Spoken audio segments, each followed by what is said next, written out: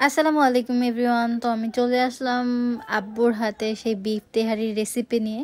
আসলে ওইভাবে আমি পুরোপুরি রেসিপিটা করতে পারি নাই, তারপর টুকটাক ভিডিওগুলো এডিট করে মানে কিছু কিছু ক্লিপ নিয়ে করেছি।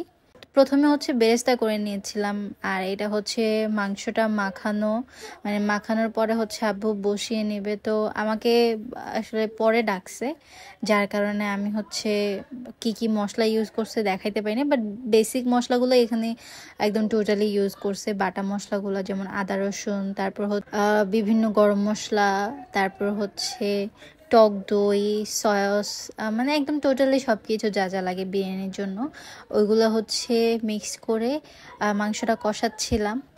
আর আমি পাশাপাশি রোস্টের প্রিপারেশন নিচ্ছিলাম। তো এই জন্য এটা রোস্টের মশলাটা আমি রোস্ট খুব মানে একদম অল্প কিছু মশলা দিয়েই করি, আমার যেভাবে ভাল লাগে আর কি। তো ওইভাবেই করি। তো কোনো একদিন আমি নর্মালি একদম অল্প মশলা দিয়ে কিভাবে রোস্ট করি সেই রেসিপিটাও শেয়ার করবো ইনশাল্লাহ। তো এই তো রোস্টের জন্য আমি বলেছিলাম যে ছোট ছোট পিস যেটা ছিল ওইটা দিয়ে করেছি, কারণ বাসায় বড় কোনো পিস ছিল না। আর এটা একদম মাংসটা যখন ঝোলটা শুকিয়ে এসেছিল ওই টাইমে। তো আমরা তো তেহারির জন্য মাংসটা পরে ইউজ করি, তো এই জন্য আগে মাংসটাকে সেদ্ধ করে নিতে হয়। আর এখানে আমি একদম লাস্ট পর্যায়ে রোস্টের ফিনিশিং দিচ্ছিলাম। রোস্টের আসল মজাটাই যখন আমরা এই বেরেস্তাটা একদম লাস্ট মোমেন্টে দিই, ওই টাইমে অ্যারোমাটা অনেক বেশি সুন্দর আসে। তো এটা একদম রোস্টের ফাইনাল লুকটা। মানে আমাদের লাইটিংটা এরকম যে প্রত্যেকটা টাইমে আমি ভিডিও করার সময় ছায়া পড়তেছিল। আর তারপরে আব্বু এইভাবে তেহারি বসায়, তেহারি বা বিরিয়ানি আব্বু যেটাই করে অলওয়েজ এইভাবেই বসায়।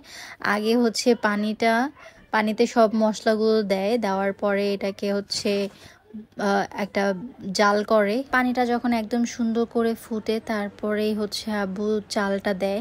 তো চালটা এখানে আমাদের বলেছিল যে আগে ভিজিয়ে রাখার জন্য ভালো মতো ধুয়ে, তো আমরা ওইটাই করেছিলাম। একে একে একদম পানিতে তেল তেল সব একসাথে দেওয়ার পরে এই যে বলকটা যখন এসেছে তখন আব্বু চালটা এটার মধ্যে ঢেলে দেয়। তো এরপরে কিছুক্ষণ নাড়াচাড়া করে চালটা যখন একটু হালকা সেদ্ধ সেদ্ধ হয় তখন মাংসটা দেওয়া হয়, কারণ যেহেতু এই মাংসটা আগেই ভালো মতো নরম করা হয়েছে, তো এই জন্য তারপরে মাংসটা মিক্সড করে এই লুক। আব্বু উপরে ঘিও দিয়েছিল। তো আমি আসলে অন্য কাজে বিজি ছিলাম, এই জন্য এই ক্লিপগুলো আমার ছোট বোন নিয়েছে।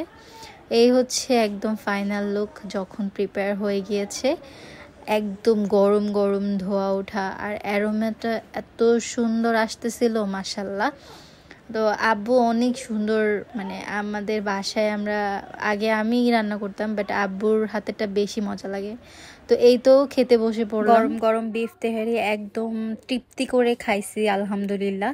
তো সবাই অবশ্যই লাইক, কমেন্ট অ্যান্ড শেয়ার করে দিও। আল্লাহ হাফেজ।